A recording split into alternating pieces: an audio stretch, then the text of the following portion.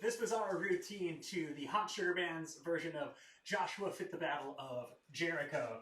We had these essential elements, which we had kicks all on one side, front and back and side step.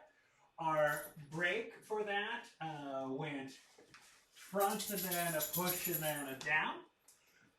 We also had our mess around, into the leapfrog, boom. From here we also had our knees, boom, boom, boom, boom. After that we had our quivers, ba-da-da-da-da-da-da-da. The last piece we had was the eagle slide, which goes kick, ball change, step, slide, step, down. After that, we went into fish tails. Fish, fish, fish, fish.